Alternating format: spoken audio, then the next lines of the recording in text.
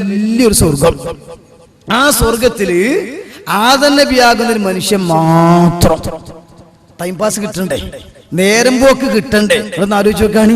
നമ്മളും അങ്ങനെ തന്നെയല്ലേ? എവിടെയെങ്കിലുമൊക്കെ പോയി വേറെ ഇന്ത്യന്റെ പുറത്തോ പല സ്ഥലങ്ങളൊക്കെ എത്തിയിട്ട് ഭയങ്കര കാഴ്ചകളൊക്കെ അങ്ങനെ കാണുകയാണ്. അല്ലെങ്കിൽ നമുക്ക് വലിയ ആദരവും ബഹുമാനമൊക്കെ അങ്ങനെ കിട്ടുകയാണ്.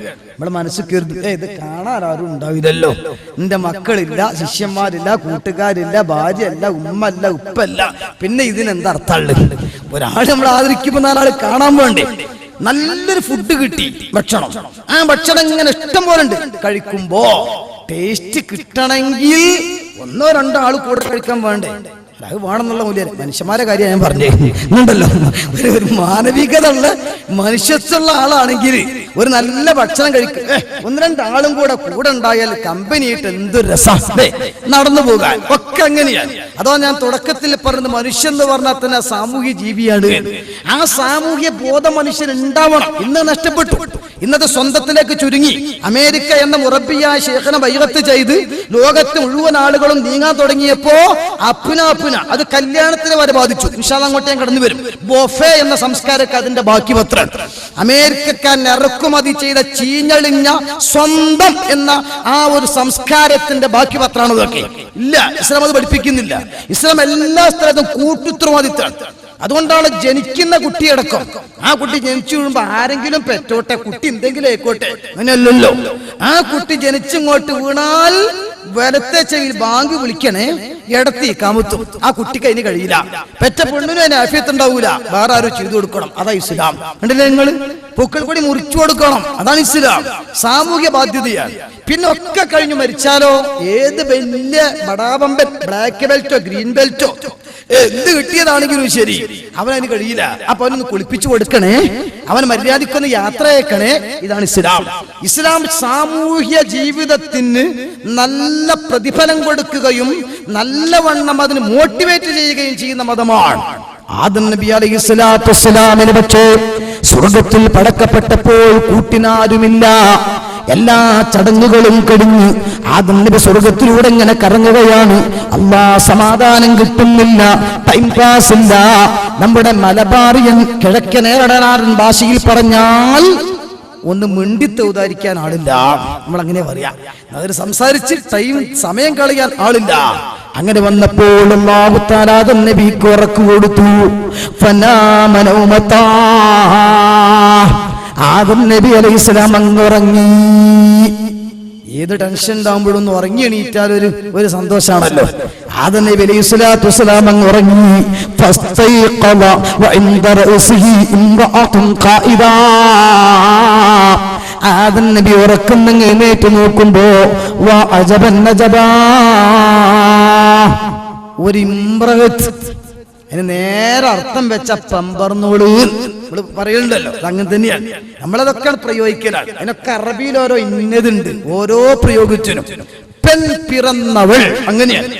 ആ പമ്പർന്നവൾ അവിടെ ഇരിക്കുകയാണ്. ഇപ്പൊ ഞാൻ അങ്ങനെ പ്രയോഗിക്കാൻ കാരണമുണ്ട്. ഭാര്യയായിട്ടില്ല, ഉമ്മയല്ല, ബന്ധം അറിയില്ല, എന്താന്ന് പോലും അറിയില്ല. അതാ രസം. അതിനുശേഷം ആദം നബിന്റെ ചോദ്യത്തിൽ നിന്ന് മനസ്സിലാകുന്നുണ്ട് എന്താണ് സാധനം തിന്നിട്ടില്ല.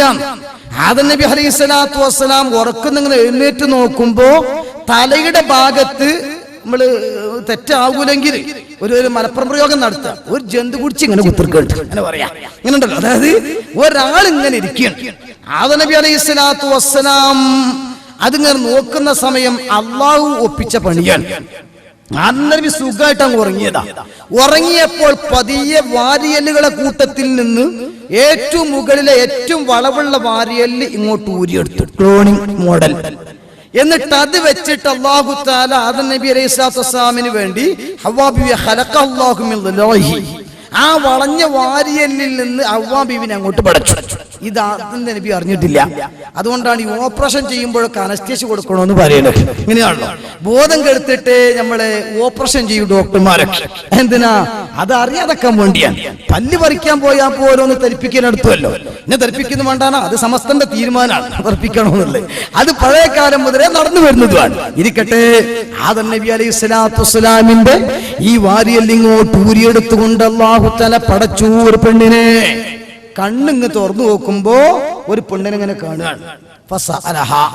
അപ്പൊ ആദം നബി അലൈഹി സ്വലാത്തു വസ്സലാം കണ്ടപ്പോഴാണ് ചോദിച്ചു, മാ അൻതി, മാ അൻതി, എന്താണ്? അങ്ങനെയാണ് ചോദ്യം. ഗ്രാമർ പ്രകാരം അർത്ഥം വെച്ചാൽ മൻ അൻതി എന്നല്ല, ആരാണ് ഈ എന്നല്ല. അങ്ങനെയാണെങ്കിൽ ആളറിഞ്ഞിട്ട് ചോദിക്കുമല്ലോ. ഇത് മനുഷ്യനാണ് തിരിഞ്ഞിട്ടാണ് ആരാണ് എന്ന് ചോദിക്കൽ.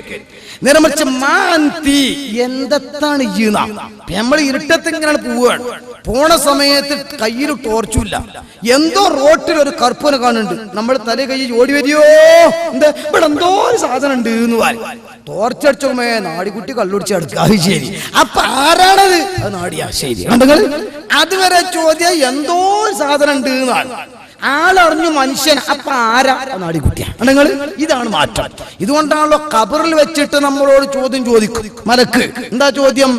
റബ്ബുക, നിന്റെ റബ്ബാരാ? വമൻ നബിയുക, നിന്റെ നബി ആരാ? വമാ ദീനുക, നിന്റെ മതം ഏതാ? വമാ ഇമാമുക, നിന്റെ ഇമാമ് ഏതാ? ഇമാം ആരാ എന്നല്ല ചോദ്യം. വമാ, എന്താ, ഏതാണ് ഇമാമ് എന്നാണ്. അപ്പൊ അത് ജീവനില്ലാത്തൊരു വസ്തുവിനെ കുറിച്ചാ ചോദിക്കുന്നത് അർത്ഥം. അപ്പൊ നിനക്ക് ഗൈഡൻസ് നൽകിയ ഗ്രന്ഥം ഏത് എന്നാണ് അതിന്റെ അർത്ഥം. അതിന് മറുപടി ഖുർആനു ഇമാമി. അതേസമയം മുൻകർ നക്കീർ ചോദിക്കുന്ന ചോദ്യം വമൻ ഇമാമുക, നിന്റെ ഇമാം ആരാണ്? ഇമാമുനാ ശാഫിഈ. അങ്ങനെ ചോദ്യത്തിനാണല്ലോ മറുപടി കൊടുക്കേണ്ടത് എന്നതുപോലെ ഇവിടെ ആദം നബിയുടെ ചോദ്യം എന്താ? മൻ അന്തി, ഏതാണ് പെണ്ണേ നീ എന്നല്ല. മാ അന്തി, എന്താണ് ഈ സാധനം? കാരണം അറിയില്ലല്ലോ. ഏതായാലും അങ്ങനെ ആദ്യം കാണുമ്പോൾ നമുക്ക് തിരിയില്ല. ഇപ്പൊ തന്നെ നമ്മുടെ നാട്ടിലൊക്കെ പഴയ കാലത്തൊക്കെ ബിരിയാണിയൊക്കെ കൊണ്ടുവന്ന് വെച്ചാൽ അതിക്ക് ചാർജ് ചോദിച്ച ആൾക്കാരില്ലേ നിങ്ങൾ? ബിരിയാണി ഇറങ്ങി ഉടനൊക്കെ വളമ്പിട്ട് ഇങ്ങനെ കാത്തിരിക്കുക തന്നെയാണ്. അവന്റെ മൂത്താപ്പ തിന്നില്ല, ഇതിക്കുള്ള കൂട്ടാൻ കൊണ്ടുകിട്ടിയാളെ അതായി തന്നെ ഉണ്ടായി. അതറിയാത്തത് കൊണ്ടാണ്. ഗൾഫിൽ പോകുമ്പോ എത്ര ആൾക്കാർ കുടുങ്ങിയിട്ടുണ്ട് അല്ലേ? ഗീർഗീറും ചിറുചീറും ഒക്കെ കൊണ്ടുവന്ന് വെച്ചിട്ട് ഇങ്ങനെ എന്തൊക്കെ ഇവിടെ ആട് കൊടുക്കണോ ഒക്കെ തിന്നാൻ കൊടുക്കണ മനുഷ്യൻ. എന്താ അത്? അറബികൾ തിന്നുന്ന ഇലയാണ്. നമ്മളും തിന്നന്നെ അല്ലേ? ഇവിടുന്ന് ഇല തിന്നല ആടുകളല്ലേ? ഗൾഫിൽ പോയ മനുഷ്യന്മാരല്ലേ? അറിച്ചുഖണിങ്ങൾ.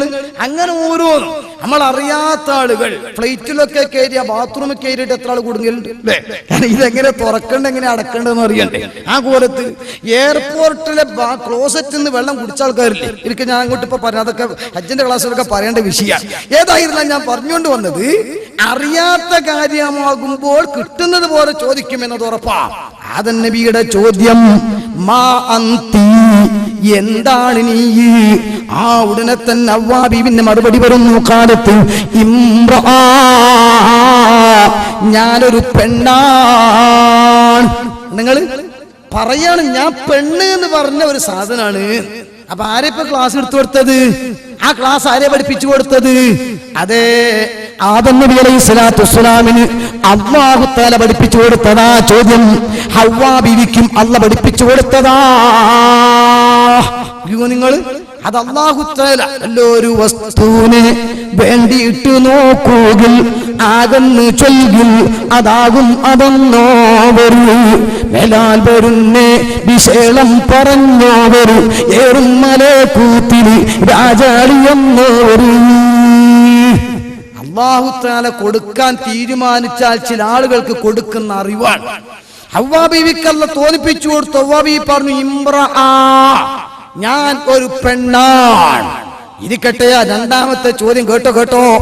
ആദം നബിയാകുന്ന ആദിമ മനുഷ്യന്റെ രണ്ടാമത്തെ ചോദ്യം ഹവ്വാ ബീവിനോട് ലിമ ഖുലിഖ്തി. നേരെ അർത്ഥം വെച്ചാൽ എന്തിന് അന്നം കുത്തി കണിച്ചത്? അങ്ങനെ അതായത് ഇതിന്റെ ഉപകാരം എന്താണെന്ന് അറിയില്ല, ഇത് ഹേണം തോണിയെന്ന് അറിയണ്ടേ.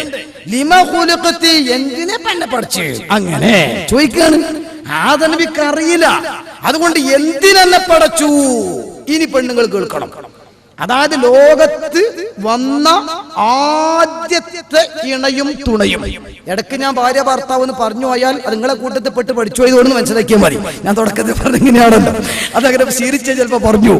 അതുകൊണ്ട് ഈ ഇണയും തുണ, ലോകത്ത് ആദ്യത്തെ ഇണയും തുണയും ആദം ഹവ്വാ റളിയല്ലാഹു തആല അൻഹുമാ. ഈ ആദം നബി അലൈഹിസ്സലാത്തു വസ്സലാമിന് ഈ പെണ്ണിനോട് ചോദിക്കുന്നത് ലിമ ഖുലിഖ്തി, എന്തിനാണ് നിന്നെ പടച്ചത്? അപ്പൊ അതിന്റെ മറുപടി, പെണ്ണുങ്ങളെ ഇനി ആ മറുപടിയിലാണ് നിങ്ങൾ നിൽക്കേണ്ടത്. കാരണം അന്ന് വല്യമ്മ മറുപടി കൊടുത്തുപോയി. ഇനി ആ പാരമ്പര്യത്തിൽ നമ്മൾ ഇങ്ങനെ പോരാ. എന്താ കൊടുത്ത മറുപടി? അതോ നിങ്ങൾക്ക് തുണിങ്കുപ്പായും തിരുമ്പി തരാൻ, അല്ലെങ്കിൽ നിങ്ങൾക്ക് ഭക്ഷണം ഉണ്ടാക്കി തരാൻ, അല്ലെങ്കിൽ നിങ്ങളോട് കൂടെ ടൂറ് പോരാൻ, അങ്ങനെയൊന്നുമല്ല മറുപടി. മറിച്ച് അന്ന് അള്ളാഹുവിന്റെ മുമ്പിൽ വെച്ച് സ്വർഗത്തിൽ വെച്ച് ബീബി കൊടുത്ത മറുപടി ലിതസ്കൂന ഇലയ്യ, ലിതസ്കൂന ഇലയ്യ. നിങ്ങൾക്ക് എന്ത് വിഷമമുണ്ടെങ്കിലും ആ വിഷമം തീർക്കാൻ. അതിനെല്ലാം പെട്ടു, എല്ലാം പെട്ടു. അപ്പൊ ഇനി ഒരു പെണ്ണ് വിഷമം ഉണ്ടാക്കണമെങ്കിലോ ഒളിതാരിന്ന് പുറത്താണ്. എല്ലാം ആ വാക്കിലെല്ലാം ഒരു പുരുഷനെ സംബന്ധിച്ചിടത്തോളം അവന് മനസ്സമാധാനമുണ്ടാകുന്ന ഏതൊക്കെ മേഖലകൾ ഉണ്ടോ ആ മേഖലകളിലെല്ലാം കടന്നു വന്നു ലിതസ്കൂന ഇലയ്യ, എന്നിലേക്ക് നിങ്ങൾക്ക് അടങ്ങാൻ വേണ്ടിയാണ്. നിങ്ങൾക്ക് ടെൻഷൻ അടിക്കുമ്പോൾ, ബോറടിക്കുമ്പോൾ, നിങ്ങൾക്ക് വിഷമം വരുമ്പോൾ, ബുദ്ധിമുട്ട് വരുമ്പോൾ, വൈതരണികൾ വരുമ്പോൾ, വെല്ലുവിളികൾ വരുമ്പോൾ, എതിർപ്പുകൾ വരുമ്പോൾ, ക്ഷീണം വരുമ്പോൾ, കുഴക്ക് വരുമ്പോൾ, നഷ്ടം വരുമ്പോൾ, ബിസിനസ് പൊളിയുമ്പോൾ, കേസിൽ കുടുങ്ങുമ്പോൾ, ശത്രുക്കൾ കൂടുമ്പോൾ, ഏതൊക്കെ രംഗങ്ങൾ മനുഷ്യന്റെ ജീവിതത്തിലുണ്ടോ ലിതസ്കൂന ഇലയ്യ, സ്വന്തം കെട്ടിയവകളിലേക്ക്, സ്വന്തം ഭാര്യയുടെ മുമ്പിലേക്ക് ഒരു ഭർത്താവ് എത്തിയാൽ ഭർത്താവിന്റെ ടെൻഷൻ തീർന്നു. അല്ലാഹുവിന്റെ ഖുർആൻ അതുകൊണ്ടാണ് എടുത്തു പറഞ്ഞത് വമിൻ ആയാതിഹി അൻ ഖലഖ ലക്കും മിൻ അൻഫുസികും അസ്വാജാ, നിങ്ങളുടെ ശരീരത്തിൽ നിന്ന് തന്നെ ഇണകളെ നിങ്ങൾക്ക് പടച്ചു തന്നു. അല്ലാഹ് ലിതസ്കുനു ഇലൈഹാ, ലിതസ്കുനു ഇലൈഹാ. എടുത്തു തന്ന സാരിയുടെ കുത്തുമാറിയതിന്റെ പേരിൽ പഴി പറയാനല്ല, കുടുംബം തകർക്കാൻ വേണ്ടിയല്ല, നിങ്ങളൊരു പുരുഷനാണോ എന്ന് കയർക്കാൻ വേണ്ടിയല്ല, പറയാൻ ലിതസ്കുനു ഇലൈഹാ. വ്യസനം വരുമ്പോൾ അത്താണിയാകണം, ടെൻഷൻ വരുമ്പോൾ സമാധാനമാകണം, നഷ്ടം വരുമ്പോൾ സമാധാനം കൊടുക്കണം, പരിതപിക്കുമ്പോൾ നിങ്ങൾക്ക് സഹായമായിട്ടെത്തണം. ലിതസ്കുനു ഇലൈഹാ. അതെങ്ങനെയാ ലഭിക്കുന്നത്? അതേ ഭാര്യയുടെ സ്നേഹമസൃണമായ വാക്കുകൾ നിനക്ക് സമാധാനമായി കിട്ടണമെങ്കിൽ ഭാര്യയോട് നിനക്ക് സ്നേഹം വേണം. ഭാര്യയിൽ നിന്ന് നിനക്ക് സമാധാന വാക്ക് കിട്ടണമെങ്കിൽ ഭാര്യയോട് നിനക്ക് അങ്ങോട്ടും സ്നേഹം വേണം. വജഅല ബൈനകും മവദ്ദതൻ വറഹ്മാ. പെണ്ണിന്റെ മനസ്സിൽ ആണിനോടൊരു പ്രേമം, ആണിന്റെ മനസ്സിൽ പെണ്ണിനോടൊരു പ്രേമം അല്ലാഹു കൊടുത്ത കരണ്ടാണ്. പ്രിയപ്പെട്ട ഭർത്താവിന്റെ ഡ്രസ്സ് അലക്കി കൊടുക്കൽ ബാധ്യതയില്ലെങ്കിലും ഇൻഷാ അല്ലാഹ് ഞാൻ അങ്ങോട്ട് വരും. പക്ഷേ ഭർത്താവിന് ഡ്രസ്സ് അലക്കി കൊടുത്തിട്ട് ആ ഡ്രസ്സ് അയൺ ചെയ്ത് ഇസ്ത്രി വെച്ച് കൊടുത്തിട്ട് അത് ഭർത്താവിന്റെ കയ്യിലേക്ക് ഒന്ന് കൊടുക്കുമ്പോൾ പ്രിയപ്പെട്ട ഭാര്യയുടെ മനസ്സിനൊരു സന്തോഷമാണ്. കഷ്ടപ്പെട്ട് നല്ലൊരു ഭക്ഷണം ഉണ്ടാക്കിയിട്ട് ഭർത്താവ് മുമ്പിലേക്ക് അങ്ങ് വെച്ചു കൊടുത്തിട്ട് ഭർത്താവ് അതിങ്ങനെ കഴിച്ച് സന്തോഷിക്കുമ്പോ എങ്ങനെയുണ്ട് എന്റെ കൂട്ടാനും അൽഹംദുലില്ലാഹ് വല്ലാത്തൊരു സന്തോഷമാണ്. നമ്മൾ കഠിനാധ്വാനം ചെയ്ത് നല്ല ഡ്രസ് വാങ്ങിച്ചിട്ട് ഭാര്യയ്ക്ക് കൊണ്ടുപോയി കൊടുത്ത് സന്തോഷത്തോടെ ഭാര്യ അത് അണിഞ്ഞിട്ട് അവളുടെ മുഖത്തൊരു സന്തോഷം കാണുമ്പോ നമുക്കും ഒരു തൃപ്തിയാണ്. വജഅല ബൈനകും മവദ്ദതൻ വറഹ്മാ. അങ്ങനെയാണെന്ന് പറഞ്ഞാല് അങ്ങനെയൊക്കെയാണ് ഉണ്ടാകേണ്ടത് എന്ന് പറയാൻ പറ്റും.